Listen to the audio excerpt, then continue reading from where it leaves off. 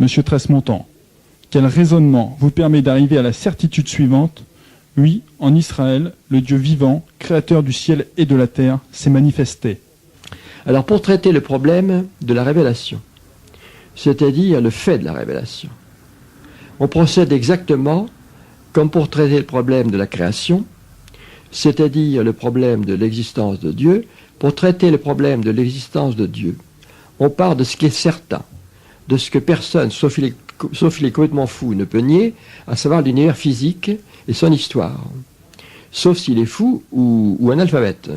Alors si on étudie l'histoire de l'univers et de la nature, on découvre un fait que tous les savants du monde, quels qu'ils soient, regardent en ce moment même comme nous, à savoir cette création continuée d'imprévisibles nouveautés, qui va depuis le rayonnement initial de l'univers jusqu'au système le plus compliqué que nous connaissions, à savoir le cerveau de l'homme, 200 milliards de neurones. Alors, pour le problème de la révélation, on procède de la même manière exactement. On procède toujours d'ailleurs d'une unique manière. On part du donné objectif, de la réalité qui s'impose à tout le monde, et on s'efforce de faire l'analyse. Alors, il existe dans l'histoire de l'univers et de la nature un fait entre les faits qui est le peuple hébreu. À ma connaissance, personne n'a été encore assez fou pour dire que ce fait n'existe pas. Personne n'a, à ma connaissance, soutenu que le peuple hébreu, qui apparaît à notre connaissance autour d'Abraham, n'existe pas. Le pape Pie IX, en 1846, observait très justement que, bien entendu, dans cette affaire, il faut que la raison humaine, comme il le dit, établisse et voit le fait de la révélation, parce que la théologie s'effectue à partir de la révélation. Et si donc on n'a pas établi le fait de la révélation, on est en régime de pétition de principe, et donc toute la baraque s'effondre. C'est ce qui se passe, car j'ai remarqué que stupeur, il y a quelque temps, on m'a montré le catéchisme qui a été répandu à des centaines de milliers d'exemplaires, que ce problème n'est pas traité. À moins que je n'ai pas bien vu, vous regarderez. Alors, quoi qu'il en soit, comment fait-on? Alors, on procède exactement comme pour l'histoire de l'univers et de la nature, on procède de manière scientifique, on étudie le peuple hébreu avec tous les moyens dont nous disposons aujourd'hui, c'est-à-dire l'histoire, l'archéologie, la philologie, etc., etc. Et alors, qu'est-ce qu'on voit? On voit que ce petit peuple qui apparaît autour d'Abraham, avec Abraham, c'est-à-dire autour du 19e ou 20e siècle avant notre ère, ce petit peuple se présente avec tous les caractères de ce que les naturalistes appellent un phylum, c'est-à-dire un groupe zoologique. Or, un phylum dans l'histoire naturelle, ou un groupe zoologique, est toujours formé par un message génétique nouveau. Par exemple, le groupe zoologique des australopithèques est déterminé, commandé par un message génétique qui a une certaine taille, qu'on peut épeler, et qui contient l'information nécessaire pour faire des australopithèques. De même pour le canard ou tout autre groupe zoologique. Alors le peuple hébreu, quand on l'examine scientifiquement, se présente à nous comme un groupe zoologique. Et donc le peuple hébreu n'est pas un peuple préexistant, choisi arbitrairement parmi d'autres peuples préexistants. C'est une nouvelle étape de l'histoire de la création, très très important. Et ce peuple d'ailleurs sait très bien, comme on le voit dans les écritures hébraïques, que ce qui l'a constitué, c'est en effet de l'information, qu'en hébreu on appelle la Torah, qui est de l'instruction, très mal traduit en français par la loi, très mauvaise traduction. Et donc ce petit peuple, quand on l'examine scientifiquement, si on examine son histoire critiquement, alors il existe une discipline depuis le grand Richard Simon au XVIIe siècle qu'on appelle la critique biblique. La critique biblique, c'est tout simplement l'étude scientifique de cette bibliothèque.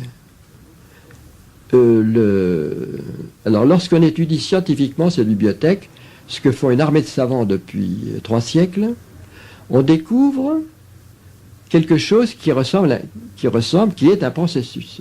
Autrement dit, ceux qui ont étudié cette bibliothèque depuis 3 siècles ont découvert que, à l'intérieur de cette zone germinale qui est le peuple hébreu, de l'information est continuée d'une manière et communiquée de manière continuelle.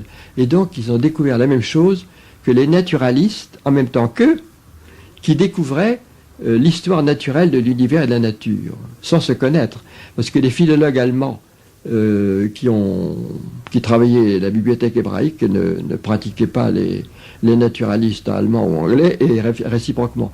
Donc on a découvert en même temps, au XVIIIe, XIXe et XXe siècle, que l'univers, que la création est un phénomène historique, épigénétique, et que la création se fait par étapes, qu'elle ne peut pas se faire autrement que par étapes. Alors en étudiant cette bibliothèque, depuis le grand Richard Simon, on a découvert des strates, et lorsqu'on met les strates en ordre, de manière temporelle, on découvre qu'en effet, une information nouvelle est constamment communiquée, c'est-à-dire que la révélation est continuée, de même que la création continuée, et d'ailleurs la révélation, c'est la création continuée communiquée à l'homme, à l'intelligence de l'homme. C'est-à-dire que ce qu'on appelle révélation, c'est de l'information qui est communiquée à l'intelligence de cet animal qui est le mot sapiens sapiens, qui est capable de recevoir de l'information, et cette information ne peut lui être communiquée que d'une manière que petit à petit, par étapes. Si on avait voulu communiquer à l'Australopithèque la révélation du temps, par exemple, de Jérémie, il n'aurait rien compris du tout, et il aurait tué immédiatement celui qui lui racontait. Autrement dit, la création ne peut pas se faire autrement que petit à petit et par étapes, pour une raison simple, évidente pour un biologiste, c'est que le message génétique du diplodocus ne peut pas s'ajouter au message génétique de l'amibe d'un seul coup, parce que le message génétique de l'amibe ne peut pas le supporter. Autrement dit, la croissance de l'information dans l'histoire naturelle est forcément progressive, elle s'effectue par intégration. Il faut que le message génétique antérieur intègre une nouvelle information, et ça se fait forcément petit à petit. L'histoire des sciences procède de la même manière. Il est impossible, vous prenez un enfant de génie de 5 ans, de lui expliquer la théorie relativiste de la gravitation si vous n'avez pas initié la physique avant, la physique qui précède. Donc, alors pour la révélation, c'est pareil. La révélation s'effectue petit à petit, et lorsqu'on met en ordre les documents, ce que font une armée de savants depuis 3 siècles, on voit très bien le cheminement de la pensée, ou le cheminement de la révélation qui s'effectue. Bon, alors, qu'est-ce qui prouve le fait de la révélation? Le problème se pose exactement comme pour l'histoire de l'univers. Constamment, dans l'histoire de l'univers, nous constatons qu'une information créatrice nouvelle est communiquée, qui produit le protozoaire, l'amibe, l'éponge, le poisson, etc. Enfin, tout ce qu'on voit dans l'histoire naturelle, jusqu'à l'homme. Alors, la question simple, très simple, la suivante: est-ce que l'univers pouvait se donner tout seul ce qu'il n'avait pas, ce qui est impossible? L'univers n'avait aucunement, il y a 10 milliards d'années, le message génétique des premiers vivants. La plus belle fille du monde ne peut donner que ce qu'elle a, c'est beaucoup. Eh bien, l'univers, lui, ne peut pas donner ce qu'il n'avait pas, et donc l'univers reçoit de l'information. Pour toute la suite de l'histoire naturelle, c'est pareil. Alors, pour le peuple hébreu, c'est le même problème, exactement.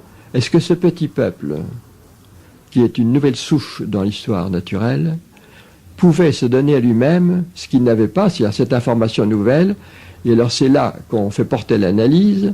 Il existe un phénomène extrêmement intéressant dans l'histoire de ce petit peuple, qui est le prophétisme hébreu, qui est le prophétisme. Alors le prophétisme, ce n'est pas de la littérature, c'est quelque chose de vérifiable. Pour le faire, on utilise la méthode la plus critique qui soit. Il existe une traduction de la Bible qui a été faite par les protestants il y a plus de 50 ans, qu'on appelle la Bible du centenaire. Dans cette grande traduction, les savants protestants ont examiné par exemple les oracles d'Amos, d'Isaïe, de Jérémie, en fonction du contexte historique, et parfois presque au jour le jour. On peut déterminer les oracles d'Amos, les oracles d'Isaïe, de Jérémie, dans nombre de cas, avec une extrême précision. On se demande qu'est-ce qu'ils savaient et qu'est-ce qu'ils ne savaient pas. Alors par cette méthode extrêmement fine, on arrive à établir le moment où l'oracle d'Amos ou d'Isaïe ou de Jérémie a été prononcé. Et alors lorsque Amos, par exemple, 40 ans à l'avance, contre toutes les probabilités, en pleine prospérité au 8e siècle, annonce la destruction de Samarie, contre toutes les vraisemblances, et que 40 ans plus tard, Samarie est détruite en effet, on a un donné objectif sur lequel on peut raisonner. Alors vous prenez la même chose avec Jérémie. Jérémie, pendant 30 ans, 40 ans, toute sa carrière, annonce la catastrophe qui va venir du nord. Nabuchodonosor est venu en Judée en 597 une fois, puis en 587, Jérusalem a été détruite, brûlée. Bon, alors lorsqu'on étudie le prophétisme hébreu, on n'est pas réduit, si vous voulez, à une sorte d'hypothèse ou à ce que nos grands-mères appelaient un acte de foi, pas du tout. On examine les données objectives et on constate que, pendant un certain nombre de siècles, les prophètes hébreux, toujours à contre-courant des vraisemblances et des probabilités, annonçaient quelque chose qui se vérifie une génération. Ceux à qui ils ont dit vont le vérifier, c'est ce qu'ils disent eux-mêmes. Ils vont vérifier, et une génération chez les Hébreux, c'est 40 ans. Alors, autour de l'année 30, un rabbi judéen, sortant du temple de Jérusalem, de l'enceinte du temple, qui était en construction depuis 50 ans. Et ses compagnons s'assoient sur la colline en face, qui est le mont des Oliviers, et ils lui disent, regarde Rabbi, la beauté de ces pierres, qui étaient en effet des pierres fabuleuses du point de vue de la taille. Le temple n'était pas terminé autour de l'année 30, mais enfin, il y avait déjà les plaques d'or, il y avait la splendeur de la construction. Et le Rabbi leur dit, autour de l'année 30, vous regardez bien ces pierres. Il ne restera pas pierre sur pierre. C'était impensable d'annoncer une chose pareille, parce que c'était des pierres telles, il suffit de voir celles qui restent, c'était absolument hors les probabilités.